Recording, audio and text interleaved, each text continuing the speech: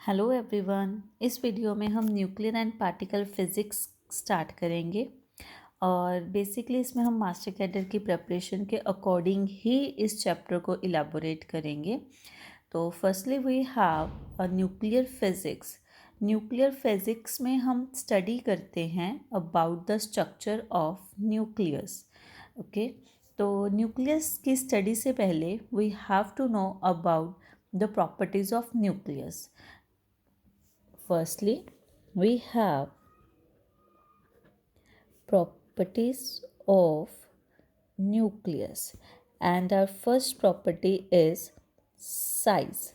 तो अगर साइज़ की बात की जाए तो हमारे पास दिस इज़ आर एटम और एटम के अंदर होता है न्यूक्लियस।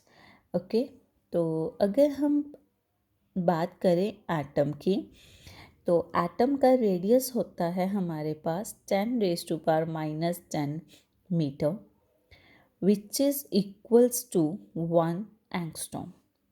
ओके, और इसमें जो हमारे पास पार्टिकल है दैट इज़ न्यूक्लियस। तो न्यूक्लियस का रेडियस होता है हमारे पास 10⁻⁻15 मीटर और अगर इसको देखा जाए तो 10⁻⁻15 metre is equals to 1 Fermi.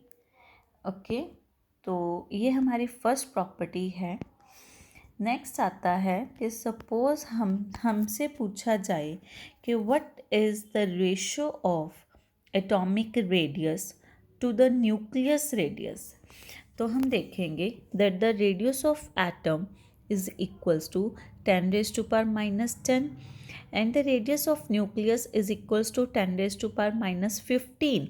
तो हम यहाँ लिखेंगे 10⁻⁻10 रेशो 10⁻⁻15।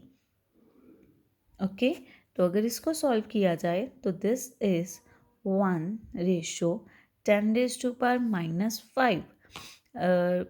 अगर हम इसको मल्टीप्लाई करें 10⁻5 से तो यहाँ आ जाएगा 10⁻5 और यहाँ आएगा हमारे पास 1। तो this is R ratio of atomic radius to the nucleus radius. Okay, second property आती है हमारे पास that we know volume is directly proportional to mass number. ये इस वजह से लिखा क्योंकि जितना हमारे पास मास नंबर ज़्यादा होगा किसी भी एलिमेंट का उतना ही उसका वॉल्यूम ज़्यादा होगा। ओके, और हमें पता है that atom is of sphere shape. तो volume of sphere is equals to 4/3 pi R cube और मास नंबर को रिप्रेजेंट किया जाता है ए से। 4/3 पाई, ये तीनों चीज़ें हमारे पास कांस्टेंट है।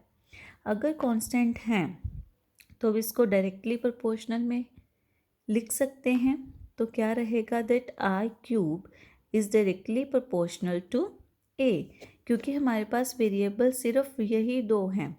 जैसे जैसे मास नंबर इंक्रीज़ होगा वैसे ही हमारे पास रेडियस इंक्रीज़ होगा। और डायरेक्टली प्रोपोर्शनल को हटा के इक्वल्स टू लगाया और जो कांस्टेंट आएगा दैट इज़ आर नॉट, ए की पावर 1/3, क्योंकि ये क्यूब इधर आके 1/3 बन जाएगा। ये बहुत इंपॉर्टेंट रिलेशन है हमारे पास रेडियस एंड मास नंबर में। तो अगर हमसे पूछा जाए that the value of R not, तो आप याद रखोगे that the value of R not lies between 1.2 fermi metre to 1.5 fermi metre. Thank you everyone.